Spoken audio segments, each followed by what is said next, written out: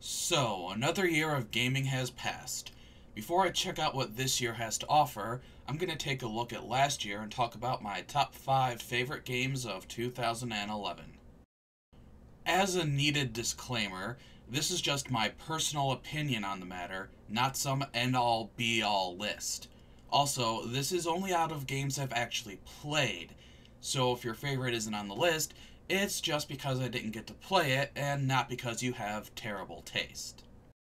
With that out of the way, on to the list itself. Number 5, The Binding of Isaac.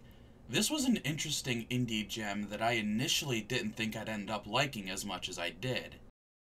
The game is a roguelike, and you only have one chance to make it through the entire game. You go through randomly generated dungeons, collecting power-ups, fighting bosses, and eventually confronting and defeating your insane mother. What made the game so addicting to me is its dark humor and its difficulty. The complete randomness of the power-ups kept me coming back to find them and see what they would do, and it's a great feeling when you finally manage to get to and defeat the true final boss. Number 4, Two Worlds 2. This was a vast improvement over its predecessor. The story tied in nicely with the first one, and the combat controlled much better. There was a decent amount of side quests and a bit of exploration to do.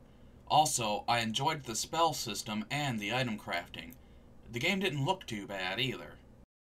The multiplayer was fun, though sadly it was ruined by hackers.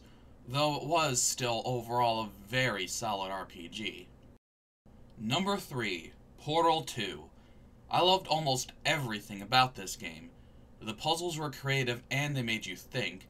The writing and voice acting were fantastic. The graphics were beautiful. And the multiplayer was extremely well done. The thing putting this below the next two is the length. It was longer than the first one, but still far too short, leaving you wanting much more. And knowing Valve, that won't be for a very, very long time. I already miss GLaDOS and her undying love for testing. Number 2, The Elder Scrolls V Skyrim. You knew this would be on the list, despite my not getting a chance to review it. I've been a fan of the series since Arena, and this one did not disappoint. I admit I was worried about the new leveling system at first, but it quickly grew on me. And the main thing I like about the series is exploration, and this delivered that in spades. I have over 100 hours clocked in and still have more places to go. They did a fantastic job crafting this world, although the main story is pretty unsatisfying. In fact, the main storyline is why this is number 2. Also, the reward for getting your spells to max level was disappointing, just a few weak spells with a long cast time. And my number 1 game of the year is Batman Arkham City.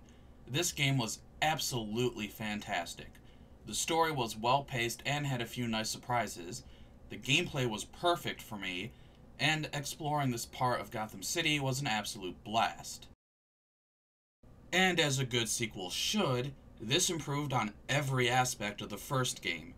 This was a game that did everything right and set the bar very high if they decide to make a third installment. So, there you have my list. Thank you for watching and join me next week when I review a different Batman game.